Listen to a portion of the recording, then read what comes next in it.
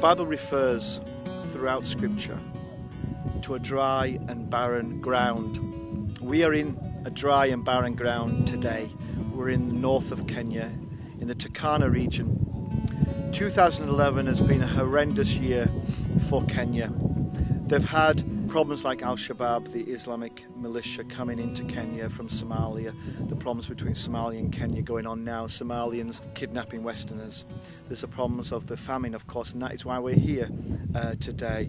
The famine that's killed 13 million people's lives right across the Horn of Africa. And then in the north of Kenya, they've had some horrible problems with flooding, which it just seems an incredible waste, really, because the water, what they've lacked is water, and it's killed so many people. Then water has come, and it's come in such a way, such a downpour, such a monsoon. It's destroyed their lives even more.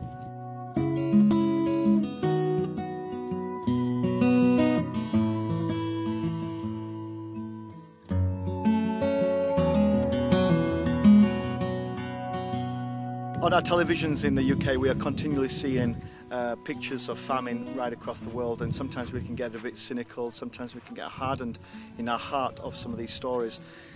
But when you're actually standing next to people like Mary, it really comes home that actually this is real. It really does happen. It's real lives. It's lives like your life, my life. This is Mary. Mary in August lost her 3-year-old child because of the famine. Because of a lack of water. It shouldn't have happened.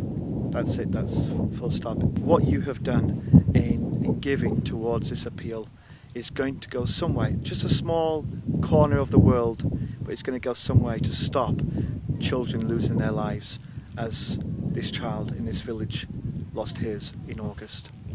So we're going to bring some hope and life, and we're going to make people happy today. But you're part of that. You've made it happen.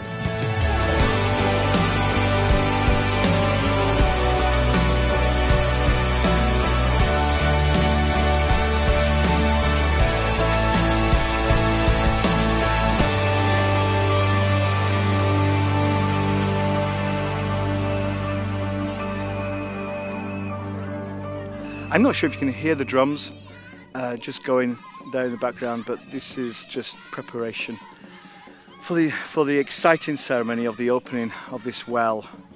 For you and me, we can't perhaps perceive the tremendous excitement of a borehole. We go to our taps in the kitchen, open the tap, water comes out. We get water whenever we want it. It's on tap whenever we need it. Here, completely different. Can you imagine?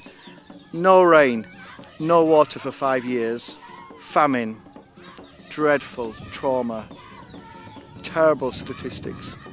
Then monsoon comes in a matter of about 2 weeks, and then the whole place is flooded. They've got so much water they don't know what to do, they don't know how to harvest it, it's all wasted, and actually it's destroyed more people's lives. People have lost their lives.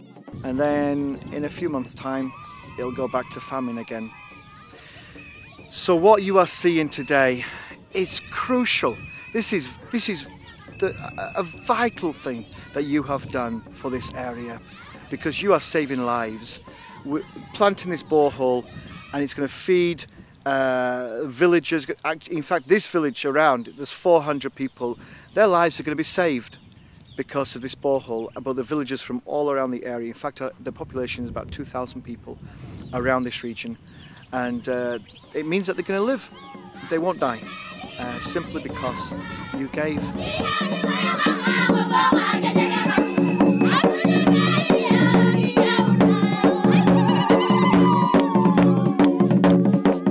This song that they are dancing and singing to is simply saying this: they're worshipping the God of Elijah, who has lifted them up from the people that they were to who they are now.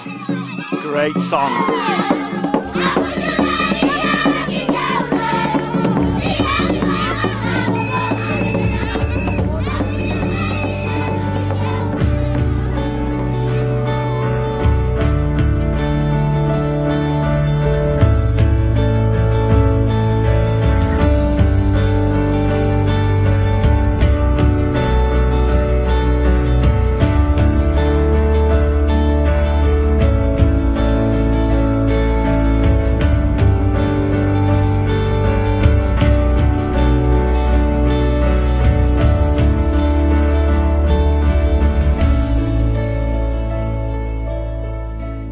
Akaleli. You remember me telling you through the podcast and in the Outreach magazine of a little girl that I met when I first came up here a few months ago, and I gave her the remaining part of my water bottle and she held it onto it like it was Christmas. She's part of this community, part of the community that's going to be blessed by the borehole, and she won't ever need to be longing for water anymore.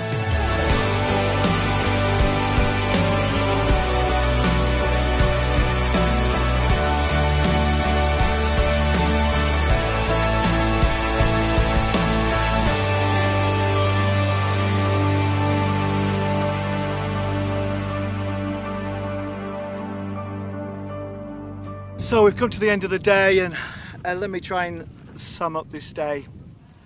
This is what your giving has done. Your giving has fed 2,000 villages where they were just not eating at all.